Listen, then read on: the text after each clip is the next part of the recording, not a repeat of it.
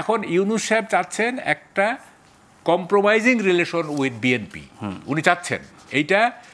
তার শক্তি কমে গেছে, তার শক্তি যদি অটুট থাকতো, আমি বলছি শক্তি মানে এনসিপি, ইসলামী দলগুলো, ইভেন আর্মির নানা রকম কথাবার্তা তো আমরা শুনছি। মাহবুব ভাই, আজকের বৈঠকের পরে এনসিপির যিনি মুখপাত্র, যিনি নেতৃত্ব দিয়েছেন, জনাব আরিফুল ইসলাম আদিব, তিনি হচ্ছেন এনসিপির সিনিয়র যুগ্ম আহ্বায়ক। তিনি বেশ কিছু কথা বলেছেন, তার মধ্যে একটি হচ্ছে জুলাই গণ অভ্যুত্থান শুধু কোনো রাজনৈতিক দলের চেষ্টায় হয়নি, এখানে সব পেশাজীবী এবং জনতার অংশগ্রহণ ছিল, যাদের আসলে কোনো প্রতিনিধি নাই এই সংস্কার প্রক্রিয়া। মানে এতদিন পরে ওনাদের এই বোধোদয় হলো যে এখানে আরো অনেকের প্রতিনিধিত্ব ছিল এই প্রক্রিয়ার মধ্যে, তারা নাই। এতদিন তো সবকিছুই মনে হচ্ছিল যে সব মানে অংশীদার তারাই। এতদিন তো এনসিপি ছাড়া, মানে বৈষম্য বিরোধী ছাত্র ছাড়া তো বাংলাদেশে কেউ ছিল না। ছিল কি কেউ মানে স্ট্রাইকিং ফোর্স বা দৃশ্যমান আর কি? জামাত ছিল, কিন্তু ওইভাবে সব না। আবার অন্য কথায় বলতে গেলে এটি কিন্তু ছাত্র জনতার গণ অভ্যুত্থানে অন্য অনেক পক্ষের অংশীদারিত্বের বিষয়টির স্বীকৃতি একরকম। হ্যাঁ, এতদিন পরে কেন? এতদিন তো শুধু মানে সব পক্ষটা একজন ছিল অভ্যুত্থান করছে, একজন। সেটা হচ্ছে এই যে আপনার যাকে মাস্টার মাইন্ড হিসেবে পরিচয় করে দেওয়া হয়েছিল নিউ ইয়র্কে, একজন বিপ্লব করছে। কিসের বিএনপি, কিসের কি, এগুলো দেখি নাই আমরা। তো ফলে শুনেন, কথাটা হচ্ছে যে শামীম ভাই তো খুব আশাবাদী। দেখেন, নির্বাচনের ব্যাপারে কিন্তু ইউনূস সাহেব এক স্টেপও আগান নাই, not a single step ahead. তার আগের অবস্থানে কিন্তু আছেন, এটা ব্যাখ্যা করতেছি।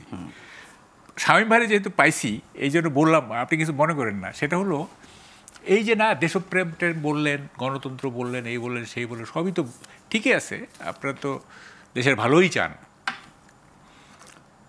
একটু হাইপোথেটিক্যালি আমি বলি, ধরেন কথার কথা, এটা হাইপোথেটিক্যাল, জিয়াউর রহমান সাহেব ৭১ সালের মুক্তিযুদ্ধেই শহীদ হয়ে গেছেন, ধরেন কথার কথা। তাইলে তো উনি নিশ্চয়ই বীরশ্রেষ্ঠ হইতেন, ডেফিনেটলি উনিও মানে ৮ নম্বর বীরশ্রেষ্ঠ হইতেন, বা ১ নম্বর হইতেন বাকি ৭ জন। তাইলে বিএনপি টিএনপি কিছুই দলও গঠন হইতো না, আজকে আপনিও থাকতেন না, বিএনপি হইতো না। এখন ৫ই আগস্টের পরে এই যে ৭ বীরশ্রেষ্ঠর যে মূর্তিগুলি ভাঙা হইল, তাহলে জিয়াউর রহমানের মূর্তিও ভাঙা হইতো যদি উনি 72-এ যদি মারা যেতেন, তাই না? ভাঙা হইতো। তো তখন তারেক রহমান শিশু ইত্যাদি, তখন তার মনে কি হইতো যে আমার বাবার, তখন তো মানে মানে তখন তো শিশু ছিল, এই সময় উনি কি ভাবতেন যে আমার বাবার মূর্তি ভাঙা হচ্ছে? কি হৃদয় বিতরক হইতো না এটা? আপনারা কি এই ৭ বীরশ্রেষ্ঠের যখন মূর্তি ভাঙা হচ্ছিল, এটা প্রতিরোধ করার কোনো চেষ্টা করছেন? করেন নাই। যেখানে আসছে, যেখানে হুট করে তো আমি বলি, শুধু এইটা না, শুধু যে বীরশ্রেষ্ঠ তা না, আপনি দেশপ্রেমের কথা বলতেছেন এতক্ষণ ধরে। জয়নুল আবেদিনের মূর্তি ভাঙা হয়েছে, বেগম রোকেয়ার মূর্তি ভাঙা হয়েছে, তারপরে মানে মুক্তি মানে প্রো লিবারেশন অনেক কিছুর উপরে আমি বলছি বিএনপির প্রতিষ্ঠাতা একজন বীরুত্তম, বিএনপির প্রতিষ্ঠাতা একজন ঘোষক স্বাধীনতার। আমি সেই ঘোষণায় উদ্দীপ্ত হয়েছি। আওয়ামী লীগ কী বলে বলুক, হ্যাঁ, আমি উদ্দীপ্ত হয়েছি তার ভাষণে। এখন সেই দলটার প্রতিষ্ঠাতা মানে যিনি, হ্যাঁ, মানে যিনি যে দলটার প্রতিষ্ঠাতা সেই দলটা প্রো লিবারেশন যত কিছু মূল্যবোধ, যত কিছু, এগুলোর উপর যে এত আঘাত আসলো, আপনারা 10 মাস ধরে কিছুই করেন নাই, কিচ্ছু করেন নাই, আপনারা গা ভাসায় দিচ্ছেন। হ্যাঁ, এখন এসে আপনারা বলতেছেন যে এইটা করতে হবে, ওইটা করতে হবে। দেশটা কোথায় চলে গেছে আপনি জানেন? এই তারেক রহমান কি, আমি শিওর যদি নির্বাচন হয় তাহলে Tarique Rahman will the prime minister of Bangladesh. উনি কি যে মূল্যবোধের যে অবক্ষয় করছে, অর্থনীতি বাদ দেন, অর্থনীতি রিগেইন করা যায়, আমাদের কৃষক আছে, আমাদের শ্রমিক আছে, সব আছে, অর্থনীতি ঠিক করব। যে মূল্যবোধের ধ্বংস হয়ে গেছে 10 মাসে, এইটা কিভাবে তারেক রহমান উদ্ধার করবে, সেই প্রশ্নের উত্তর আপনি আমাকে দিবেন। আচ্ছা, দিয়েন। 2 নম্বর হচ্ছে যে আমি যেটা বললাম যে ইউনূস সাহেব এক স্টেপও আগান নাই। কিরকম দেখেন, নাজমুল ভাই শুনতেছেন তো আপনি? জি জি, দেখেন কিরকম, দুইটাই কিন্তু কন্ডিশনাল। হ্যাঁ, একটা হচ্ছে যে কমিশন এবং সংস্কার এবং বিচার যদি অগ্রগতি হয় ইত্যাদি হয়, তাইলে ফেব্রুয়ারিতে নির্বাচন হতে পারে কিন্তু মেবি। আরেকটা কি হচ্ছে যে জুলাই চার্টারের ঐকমত্যের ভিত্তিতে যদি জুলাই চার্টার হয়, তাইলে তো দুইটাই তো কন্ডিশনাল। এখন এই দুই কন্ডিশন যদি বিঘ্নিত, শর্ত যদি পূরণ হয়, হ্যাঁ শর্ত যদি পূরণ হয়, তারপরে তো কথা হলো হতে পারে, এটা কোনো সিদ্ধান্ত না। হ্যাঁ, এটা সিদ্ধান্ত না, হতে পারে।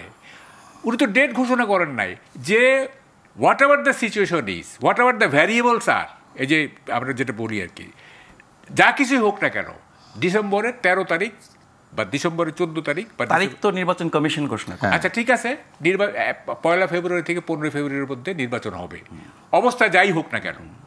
তাইলে আমরা একটা বুঝতাম উনি তো কন্ডিশন দিয়েছেন দুইটা, এবং এই কন্ডিশনগুলো তো আগের কন্ডিশন, এগুলো নাথিং নিউ।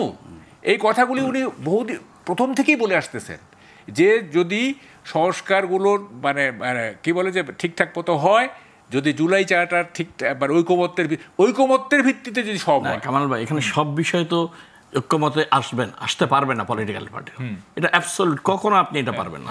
কিছু বিষয় তো দ্বিমত থাকবে, সেটা সেইখানে শেষ করে জুলাই চার্টারে আপনি সব রাজনৈতিক দলগুলো সই করলে, সিগনেচার করলেই তো এটা সম্পূর্ণ হয়ে নির্বাচনে যাবে। এখন মনে করুন নির্বাচন হলে আপনি জাতীয় প্রতিনিধি, ওটাই উনি বলছেন যে শর্ত দেওয়া আছে যদি ঐক্যমত হয়, আপনি সব ঐক্যমত হবে সব বিষয় তো ঐক্যমত হবে না, হলে তাহলে নির্বাচন হচ্ছে না, নির্বাচন তো বাধা থাকবে না। তার জন্য নির্বাচন পৃথিবীর কোনো ওই ঘোষণাতে তাই বলা হচ্ছে, ঘোষণাতে তাই বলে শামীম ভাই, আপনি পড়েন না, ঘোষণাতে বলা হয়েছে যদি হয় নির্বাচন হতে পারে।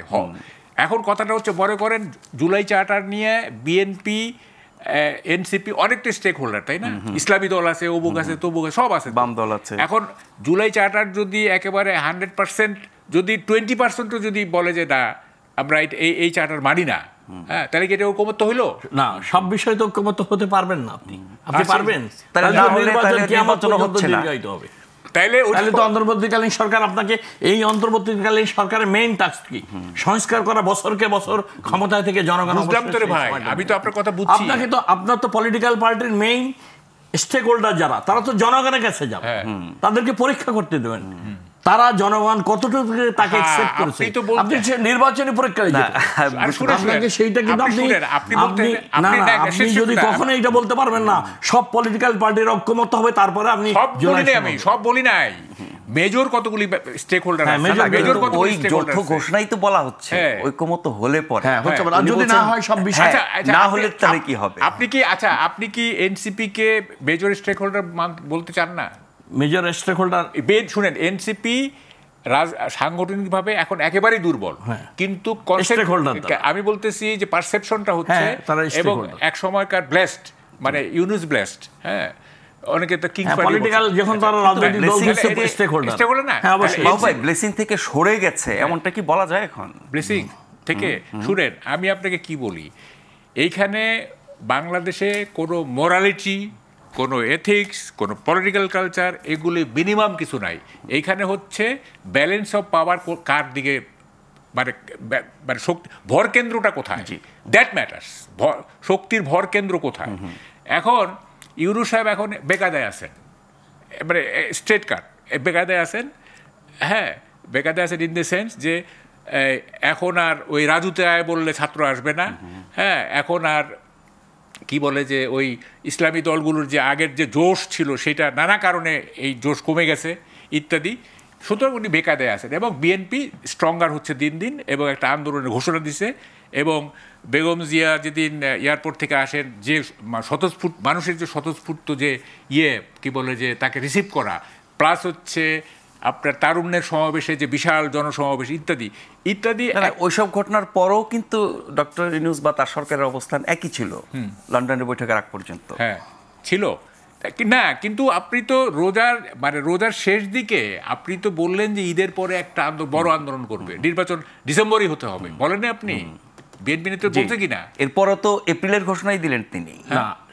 এরপর তো তিনি এপ্রিলের ঘোষণাই দিলেন। বিএনপি কিন্তু অনড় থাকে নাই, যেখানে সরকার চেয়েছে এপ্রিলের ইলেকশন করার জন্য, বিএনপি বলছে ডিসেম্বরের মধ্যে নির্বাচন চেয়েছে, রোডম্যাপ, নির্বাচনী রোডম্যাপ ঘোষণা করার জন্য বলছে। সেইখান থেকে দুই নেতার সাথে আলোচনার প্রেক্ষিতে আচ্ছা আপনার একটা জায়গায় আসছে। শেষ করেন,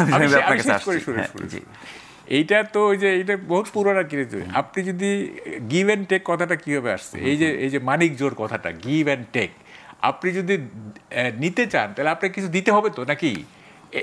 মানে কম্প্রোমাইজ কিভাবে হয়? কম্প্রোমাইজ হচ্ছে আমার থলি থেকে আপনাকে কিছু দিব, আপনার থলি থেকে আপনি আমাকে কিছু দিবেন, তা নাহলে তো কম্প্রোমাইজ হবে না। এখন ইউনূস সাহেব চাচ্ছেন একটা কম্প্রোমাইজিং রিলেশন উইথ বিএনপি, উনি চাচ্ছেন। এইটা তার শক্তি কমে গেছে, তার শক্তি যদি অটুট থাকতো, আমি বলছি শক্তি মানে এনসিপি, ইসলামী দলগুলো, ইভেন আর্মির নানা রকম কথাবার্তা তো আমরা শুনছি, হ্যাঁ। ফলে সবটা মিলিয়ে তার আরেকটা জিনিস হচ্ছে, আপনি শুধু ডোমেস্টিক্যালি না, ইন্টারন্যাশনালিও ইউনূস সাহেবের ইমেজ যেটা, সেইটা কিন্তু ধীরে ধীরে ওই যে ক্রমহ্রাসমান বিধির মধ্যে পড়ে গেছে। দেখেন, মানে দেশে বিদেশে তার এই অবস্থান দুর্বল হওয়ার কারণে তিনি বিএনপি দিকে ঝুঁকেছেন।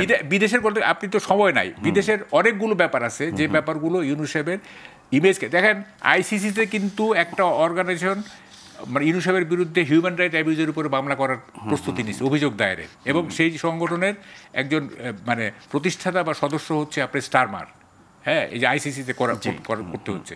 তারপরে ধরেন যে ব্রিটেনে উনি যেভাবে মানে হলেন আর কি, মানে সম্মানিত হলেন, এবং বিবিসির সাক্ষাৎকারে উনি নাজেহাল হয়ে গেলেন, এবং তারপরে উনি নানাভাবে ইন্টারন্যাশনালি মানে এখন দেখা যাচ্ছে এখন কি দেখা যাচ্ছে ইন্টারন্যাশনালি আমরা কি দেখতেছি, যেমন ধরেন জাপান সফর, এটাকে একটা বিরাট কিছু দেখানো হয়েছে, কিন্তু খোঁজ নিয়ে দেখেন মানে জাইকা আমাদের যেটা ইনভেস্ট করেন, জাইকার অনেক প্রশ্নের উত্তর কিন্তু ইউনূস সাহেব দিতে পারেন না। জাইকা কিন্তু অসন্তুষ্ট, even the prime minister of Japan উনিও কিন্তু অসন্তুষ্ট।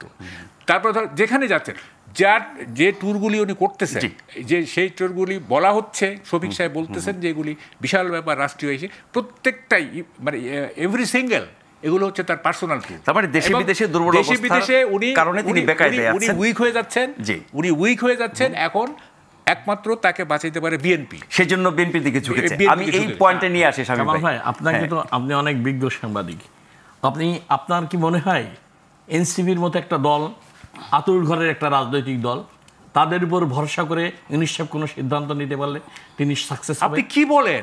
এটা কখন আপনি কি বলেন? প্রথম শুনেন, আপনি ভুলে গেছেন, your memory is very short. উনি বলছেন, শুনেন, উনি বলছেন ছাত্ররাই আমার নিয়োগকর্তা, এক। 2 নম্বর উনি বলছেন এই দেশকে বিনির্মাণ করতে পারে ছাত্ররাই। 3 নম্বর উনি সবসময় দল গঠনের ভাই, সেটা আপনাকে আমি একটু ইতিহাসের পূর্বের দিকে ফিরে নিয়ে দিই। আমাদের তো জাতীয় ইতিহাসের আন্দোলনে 52 ভাষা আন্দোলন, 62 শিক্ষা আন্দোলন, 69 গণ অভ্যুত্থান, 70 নির্বাচন, 71 মুক্তিযুদ্ধ, 2টি স্বৈরাচার বিরোধী আন্দোলন, মঈন ফখরুদ্দিন এরশাদের, প্রতিটি আন্দোলনে এদেশের ছাত্র সমাজরাই তো জীবন দিয়েছে। জীবন দিয়ে তারা পড়ালেখায় ফিরে চলে গেছে, তারা কিন্তু কোনো রাজনৈতিক দল গেছে। This is the first time. কেন যায়নি? This is the first time. আপনাকে আমি বলি, this is the first time আমাদের ছাত্ররা, ছাত্র সমাজ বৈষম্য বিরোধী ব্যানারে তাদের মেধার মূল্যায়নের জন্য, কোটার জন্য আন্দোলনে গেছে। এই আন্দোলন একদম দল গঠন করতে গেল কেন? রাজনীতিতে কেন আসলো? আপনি তো আমাকে সমর্থন করতেছেন। না, এই জন্য কেন বলতেছি, শুনেন, এই যে গেল না ওরা, এই যে 71-এর পরে কিংবা 90-র পরে যে ছাত্ররা ফিরে গেছে ইনস্টিটিউশনে, এইবার যে গেল না, এই জন্য দায়ী কে? এই জন্য তো দায়ী ইউনূস সাহেব না। এইবার যে তারা রাজনৈতিক দল খুললা ছাত্র সমাজের পক্ষ থেকে, সেটা তো তাদেরকে আপনি সময় দিবেন। তারা রাজনৈতিক দল খুলছে, তাদের মতামত, লক্ষ্য, উদ্দেশ্য, আদর্শ নিয়ে জনগণের কাছে যাবে। কতটুকু তারা গ্রহণ করছে জনগণ, সেটা তো নির্বাচনের মাধ্যমে প্রমাণিত হবে, তাদের অবস্থান কতটুকু জনগণ। আপনি তো এনসিপি একটা রাজনৈতিক দল, এখন ছাত্র সমাজ আমাদের একটা বিরাট অর্জন, একটা অবস্থান। গত জুলাই বিপ্লবে আমাদের ছাত্র সমাজের নির্দলীয়ভাবে তারা অংশগ্রহণ করছে। সমস্ত ছাত্র সমাজ কি এনসিপি কে সমর্থন করে বাংলাদেশে? কখনো তারা করে না। একটা খণ্ডিত অংশ, সামান্য অংশ এনসিপি কে সমর্থন করছে ছাত্র। আমাদের বিশাল ছাত্র সমাজ রয়ে গেছে, তারা কিন্তু এটার সাথে সম্পৃক্ত না। মাহবুব যেটা বলার চেষ্টা করেছেন, বলেছেন, আমি বুঝেছি, সেটা হচ্ছে যে এনসিপির উপরে যে ভর এবং তার শক্তি নিয়ে যেভাবে আগাচ্ছিলেন সেখান থেকে সরে এসেছেন না। ডক্টর ইউনূস সাহেব বুঝতে পেরেছেন এত বড় একটা রাজনৈতিক দল বিএনপি যতবারই সুষ্ঠু নির্বাচন হয়েছে, বিএনপির বিশালত্ব এবং শক্তি সম্পর্কে জানতেন না ডক্টর ইউনূস সাহেব, তো উনি তো বুঝতে পেরেছেন, ওনার উপলব্ধি হয়েছে এত বড় একটা রাজনৈতিক দলকে যদি আমি প্রতিপক্ষ বানাই রাষ্ট্র পরিচালনা করতে, যে এটা কখনো স্থিতিশীল বাংলাদেশ, এটা বুঝতে তার 10 মাস লেগেছে। অবশ্যই এখন সে বিচক্ষণতার পরিচয় দিয়েছে। তাকে তো আমরা তো আগেই বলেছি, উনি যখন রাষ্ট্রীয় ক্ষমতায় থেকে রাষ্ট্রীয় সুযোগ সুবিধা দিয়ে এনসিপি কে সমর্থন করছিলেন, এটা তো তার জায়গা থেকে এটা তখন আপনারা যতটা আমরা বিরোধিতা করছি, এখন আর করছেন না বা আমরা বিরোধিতা করছি কেন উনি ওই পজিশনে থেকে একটি রাজনৈতিক দলকে পৃষ্ঠপোষকতা দিবে। আমরাও চাই না রাজনৈতিক পৃষ্ঠপোষকতা, নিরপেক্ষ থাকবে, লেভেল প্লেইং ফিল্ড থাকবে। আমরা চাই সুষ্ঠু অবাধ নির্বাচনের মাধ্যমে যতটুকু সংস্কার হয়েছে, ঐক্যমত হয়েছে রাজনৈতিক দলগুলো, এটা নিয়েই লেট দ্য ইলেকশন, ফিল্ডে ছেড়ে দেন আপনি নির্বাচন। আপনি পৃথিবীর ইতিহাসে অন্তর্বর্তীকালীন সরকারের ক্ষেত্রগুলোতে দেখেন, আপনি প্রত্যেকটি দেশে দেশে যত দীর্ঘায়িত হয়েছে অন্তর্বর্তীকালীন সরকার, তত সংকট গভীর থেকে গভীর হয়েছে। বাংলাদেশেও সেটাও আজকে সেটাও দেখা যাচ্ছে। আজকের যে এই সংকট বাংলাদেশে, আপনি কি আমরা খালি এইগুলো নির্বাচন নিয়ে চিন্তা করছি, সংস্কার নিয়ে চিন্তা করছি, আপনার যে মূল সমস্যা জনগণের যে স্বাস্থ্য, শিক্ষা, আমাদের স্থানীয় সরকার অবকাঠামো, আমাদের গুরুত্বপূর্ণ কৃষি, লাইভ স্টক সেক্টর গুরুত্বপূর্ণ, যেখানে মানুষের দৈনন্দিন জীবনের সাথে জড়িত, সেগুলো নিয়ে আমরা কথা বলছি না। ক্ষুধা দারিদ্রতার মধ্যে আজকে 8.5 কোটি মানুষ, লক্ষ লক্ষ শ্রম শিশুরা আজকে বেকারহীন হয়ে গেছে, তার শিশু শ্রম রয়েছে। আমরা এই ধ্বংসটা, এই বহুবিধ চ্যালেঞ্জ, অর্থনৈতিক চ্যালেঞ্জ, সামাজিক চ্যালেঞ্জ, আইন শৃঙ্খলার, কর্মসংস্থান চ্যালেঞ্জ, যে পরিমাণ টাকা এই 17 বছর বাংলাদেশ থেকে লুট হয়ে গেছে, 4,21,000 কুড়ি এই সরকার গতকালকে পত্রিকায় দেখলাম, আরো বেড়ে গেছে। তাহলে এসব জনস্বার্থ সম্পর্কিত বিষয়ে কথা না বলে আমরা কেন বেশি বেশি নির্বাচনের কথা বলছি? আপনি এই সংকট সমাধানে এই অন্তর্বর্তীকালীন সরকার আজকে বাংলাদেশ যেখানে এসে দাঁড়িয়েছে, অর্থনৈতিকভাবে বলেন, সামাজিক বলেন, কর্মসংস্থান বলেন, দ্রব্যমূল্য, আইন শৃঙ্খলা পরিস্থিতি, স্বাস্থ্য, শিক্ষা, প্রতিটা সেক্টরে যে সংকট তৈরি হয়েছে, এই জায়গা থেকে উত্তরণের জন্য দেশের স্বাধীনতা, সার্বভৌমত্ব সুদৃঢ় করার জন্য নির্বাচন এবং নির্বাচিত সরকার সামনে সরকারের নির্বাচন ছাড়া নির্বাচন এটা ছাড়া বিকল্প কোনো পথ সামনে না। কেউ এটাকে বাধা দিয়ে রাখতে পারে। সেটি সবাই জনআকাঙ্ক্ষা, জনগণের প্রত্যাশা, মানুষের প্রত্যাশা। 17 বছর ভোট দিতে পারেনি, আপনি কেন জনগণের ভোটের অধিকার ফিরিয়ে দিবেন না? এটি হলো মানুষের সম্পৃক্ততার সাথে জড়িত।